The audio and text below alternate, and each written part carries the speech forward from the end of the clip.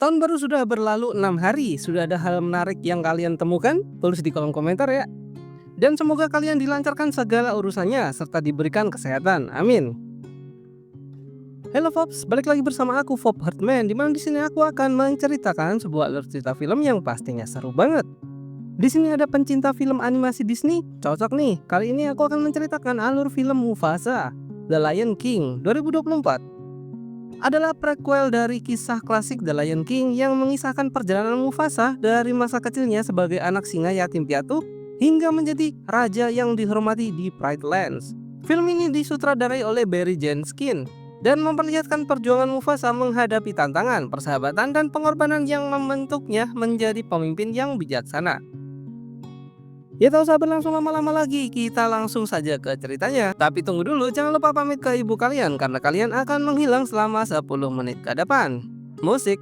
You slept away the morning, the things that you would miss, like laughter from the kitchen, or a memory like this, that bukan mesa seres, bukan cinta. Aroma 100. Di awal film kita diperlihatkan para hewan, jerapah, kuda nil, kera, dan yang lainnya sedang berkumpul pada altar yang identik sekali dalam cerita The Lion King. Mendengarkan Simba sang raja singa berpamitan karena akan mencari Nala, istrinya. Scene berganti memperlihatkan Nala yang sendirian di dalam hutan, bersembunyi di bawah gua kecil di bawah batu.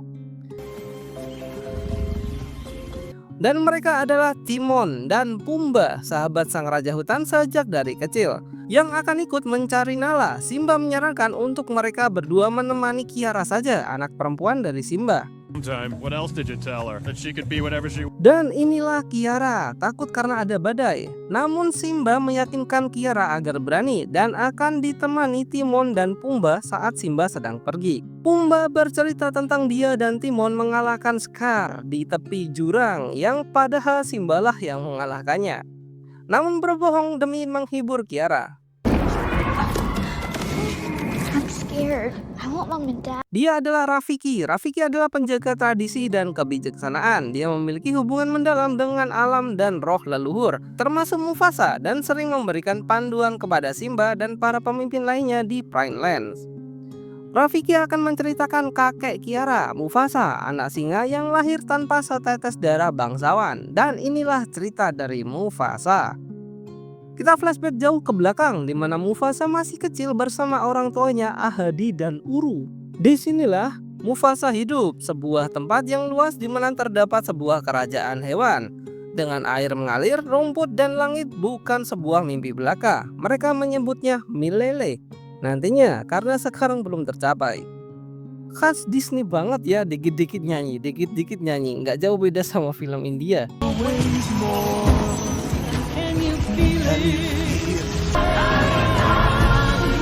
Mufasa melihat hujan untuk pertama kalinya dan para hewan pun berkumpul di sebuah waduk untuk mandi dan main air dan minum.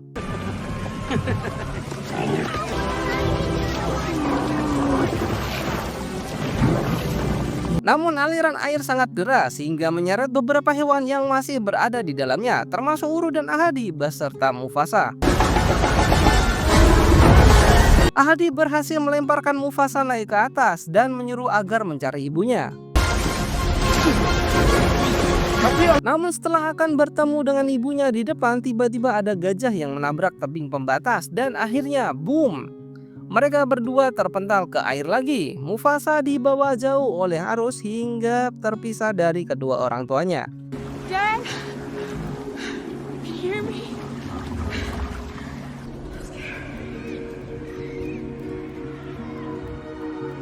Di tengah kerundungannya, Mufasa dipanggil oleh anak singa yang lainnya yang bernama Taka, atau yang lebih dikenal dalam dunia The Lion King dengan sebutan Scar. Memberitahukan Mufasa bahwa dia akan dimakan buaya. Ketika akan dimakan, beruntunglah Ese datang menolong. Ese adalah ibu dari Taka. Melihat Mufasa yang terpisah dari rombongannya karena banjir, dia pun membawanya. Home, to be lost, is to learn the way. Is this Malele? No, my love. Mufasa dibawa ke gerombolan singa di tempat ini yang dipimpin oleh Obasi, ayah dari Taka. Karena kode etik mereka yang tidak memperbolehkan berkenalan dengan singa dari luar, Obasi memperintahkan untuk memakan Mufasa. Karena dia mungkin bisa jadi 2 kali lipat dan akan melahapnya di kemudian hari. Namun Ese menenangkannya mengingat Mufasa masih kecil. Untuk kelangsungan hidupnya, Mufasa ditantang untuk berlari dengan Taka. Jika Mufasa menang, dia hidup. Jika Mufasa kalah, maka Obasi akan memakannya.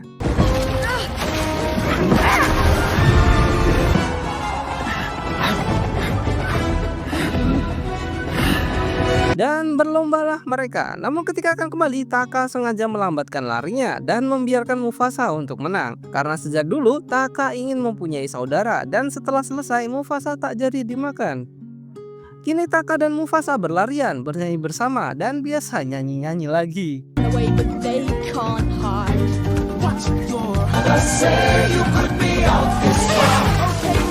Kini Mufasa dan Taka sudah beranjak dewasa, tidak anak kecil lagi. Obasi melarang Mufasa untuk berkunjung di pohon rindang, pohon besar tempat di mana hanya bangsawan dari keturunan Obasi yang hanya boleh menaikinya. Obasi juga mengatakan kepada Taka bahwa suatu hari Mufasa akan mengkhianatinya.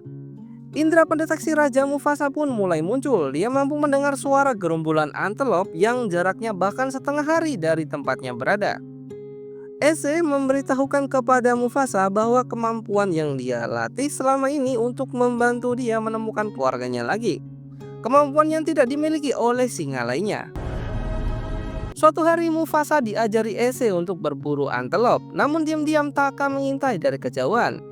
Yang tak mereka sadari, ternyata ada 2 singa putih yang sedang akan menerkam Mufasa. Kerumunan antelop pun lari berhamburan. Singa putih itu menerkam Ese, namun dengan sigap Mufasa menerkam kedua singa putih itu sendirian. Di tengah perkelahian, Ese melihat Taka yang malah lari ketakutan. Berbeda dengan Mufasa yang berani untuk menghadapi singa putih itu sendirian. Karena kalah, singa putih itu pun ketakutan dan pergi meninggalkan satu yang sudah tumbang oleh Mufasa. Setelah kembali ke gerombolan, Ese menceritakan kepada Obasi apa yang terjadi, dan Obasi pun berterima kasih kepada Mufasa dan berhutang budi kepadanya, dan segera memerintahkan untuk mengintai singa putih karena mereka akan datang menyerang. Taka mencoba menjelaskan apa yang terjadi, namun ayahnya tidak ingin mendengarnya untuk saat ini. Ini adalah kawanan singa putih. Di sini kita tahu bahwa yang ditumbangkan oleh Mufasa adalah Saju, anak dari Raja Singa Putih ini, dan Raja pun menghukumnya karena meninggalkan Saju tumbang dan kembali dengan selamat sendirian.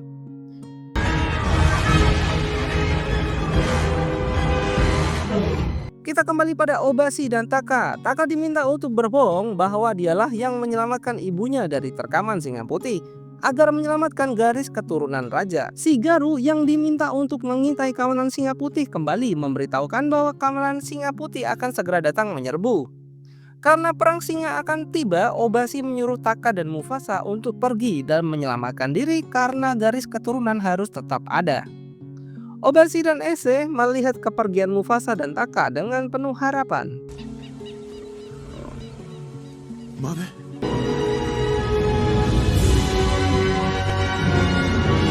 Kini kawanan singa putih sudah mengepung pohon rindang tempat di mana para bangsawan Obasi berada. Dia beranggapan bahwa hanya ada satu raja singa dan dialah orangnya. Ya elah, adegan yang harusnya sangar malah konyol gara-gara nyanyi.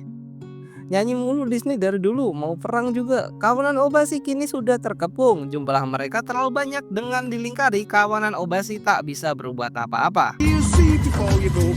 Bye-bye. I must be strong.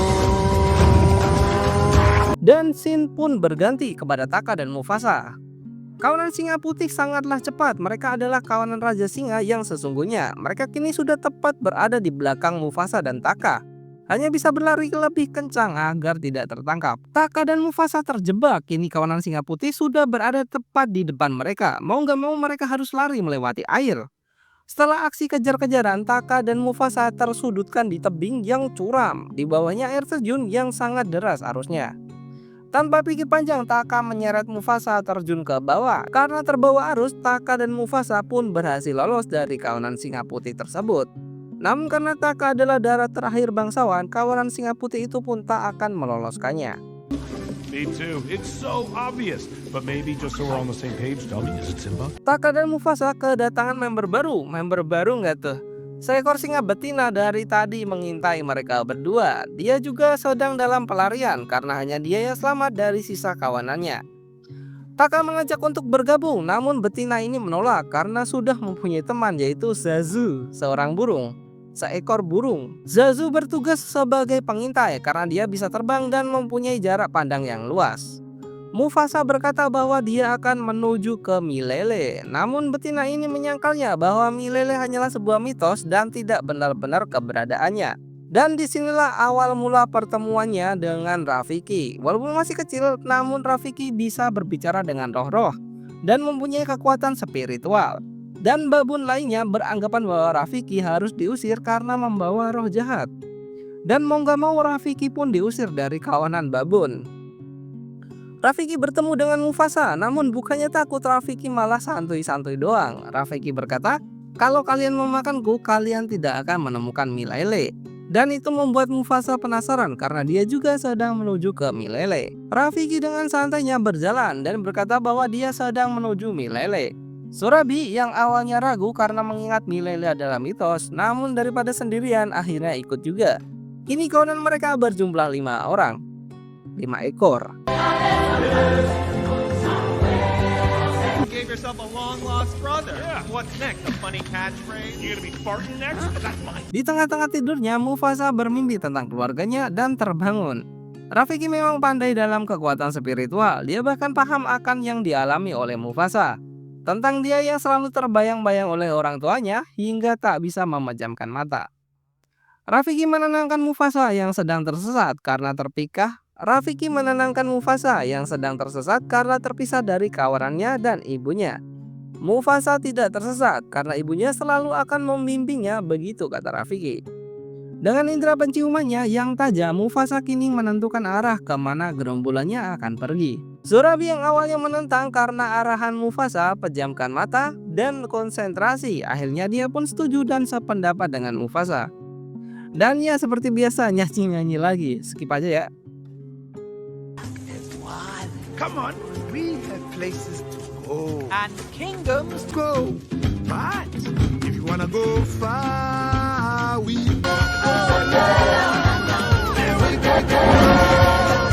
Kawanan singa putih mengetahui bahwa apa yang mereka incar kini tidak sendirian, namun tetap akan menangkapnya. Taka ternyata mempunyai perasaan terhadap Surabi, meminta saran kepada Mufasa bagaimana cara untuk mendekati betina.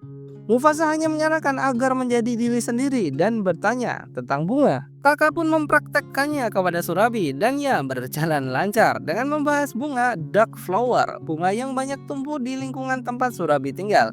Dan itu adalah hal yang indah. Di tengah perjalanannya mereka bertemu dengan kawanan gajah. Mufasa berpikir bahwa ini seharusnya tidak terjadi dan ternyata benar. Di seberang tebing sudah terlihat kawanan singa putih yang memburunya. Where is she going? Surabi yang cerdik melihat ada sarang lebah dan mencoba untuk menjatuhkannya. Dia menaiki pohon dan menjatuhkan sarang lebah. Lebah kini keluar berhamburan membuat panik kawanan gajah. Kawanan singa putih kini sudah berada di tebing yang sama, berhamburan menangkap Mufasa dan kawan-kawan. Namun karena gajah yang saling berlarian membuat pandangannya susah untuk ditemukan. Dengan memanfaatkan lubang di dalam tanah, mereka berhasil lolos lagi. Namun sayang, Surabi terkena gajah dan tumbang.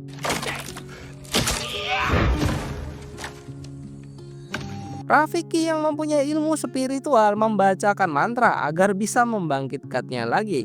Dan ajaibnya Surabi hidup kembali. Kayaknya emang cuma pingsan sih. Mufasa berbohong bahwa Taka yang melindunginya.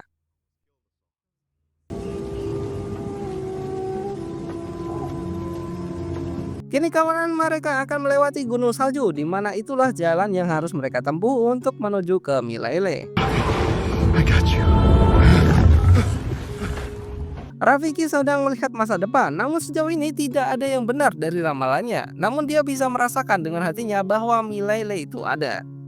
Mufasa meminta Zazu untuk menutupi jejak mereka dengan menggunakan salju. Dengan begitu kawanan singa putih tak bisa melacak keberadaan mereka menuju ke Milele. Dan itu berhasil, kawanan singa putih tidak bisa menemukan jejak Mufasa lagi. Kini mereka bisa melanjutkan perjalanan menuju Milele dengan tenang untuk sementara. Do it. We did it. We did it. No, you. I got you. Yeah, I got you. Surabi melihat sesuatu dalam diri Mufasa, yaitu darah raja. Kini dia menyerbu Mufasa dengan serangan kata bertubi-tubi. Dia tidak bisa dibohongi, dia tahu yang menyelamatkannya adalah Mufasa, bukan Taka. Dari kejauhan Taka hanya melihat dengan tatapan sedih dan nyanyi lagi. Push me away. But the feelings come back just twice. The Way you see me. Karena desakan dari Surabi dan tak bisa membantah, akhirnya Mufasa pun berkata yang sejujurnya. Wanna hear, say it again. Open your eyes and here we go. Taka pun melihatnya, kebencian dari dalam hatinya kini mulai muncul. Dia menyesal telah menolong Mufasa dahulu dari serangan buaya. Dia merasa dikhianati karena Surabi lebih memilih Mufasa daripada Taka. Karena keasikan nyanyi-nyanyi, Taka jatuh dan ternyata di depannya sudah berada banyak kawanan singa putih yang sedang mencari mereka. Namun Taka malah datang dengan sendirinya. Karena hasutan dari singa putih dan kebencian dari dalam hatinya kepada Mufasa, kini Taka bergabung pada kawanan singa putih itu untuk memburu Mufasa dan kawannya yang akan menuju Milele. Way back.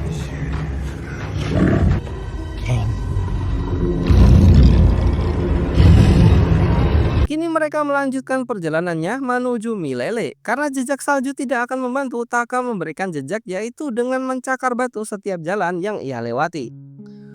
Dan dengan bantuan dari Rafiki di ujung gunung bersalju, kini mereka benar-benar sampai di padang rumput yang luas, yaitu Milele.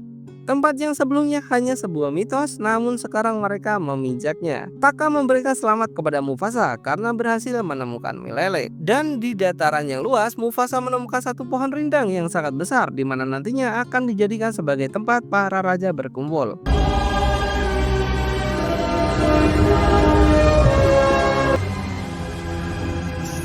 This is the tree. What I saw was you, the unseeable.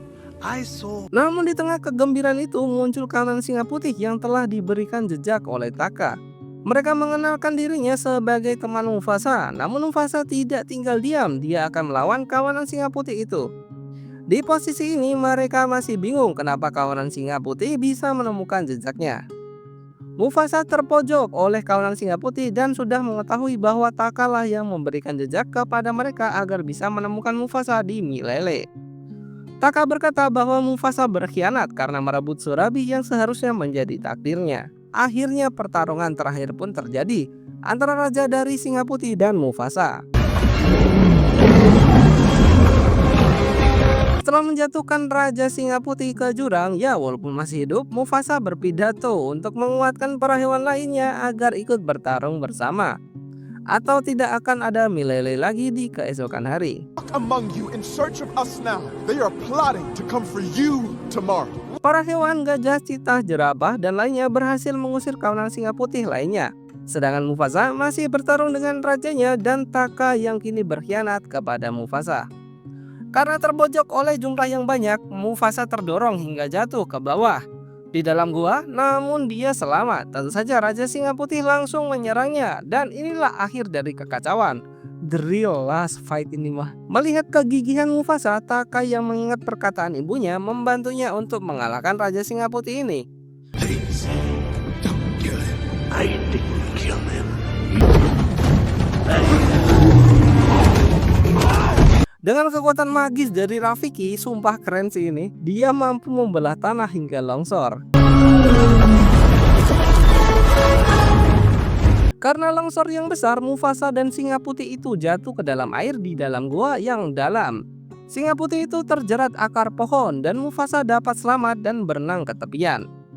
Dan hasilnya Taka mendapatkan bekas cakaran di mata bagian kanannya. Taka memutuskan untuk pergi namun tetap tinggal karena kegigihannya mengusir para kawanan singa putih. Para hewan kini menyebutnya Raja Milele. Di tengah kerumunan, Rafiki memberitahukan bahwa sesuatu yang besar menantinya. Dan dia adalah ibunya, ibu Mufasa yang sudah terpisah lama. Kini mereka bertemu. Namun ayahnya tidak selamat. Taka meminta maaf kepada Mufasa karena telah berkhianat. Namun Zazu menyarankan untuk mengusirnya dari Milele. Selama menjadi raja, saudaranya akan tetap mempunyai tempat di sini, namun dia tidak akan menyebut namanya lagi. Maka dari itu Taka merubah namanya sendiri menjadi Scar atau bekas luka.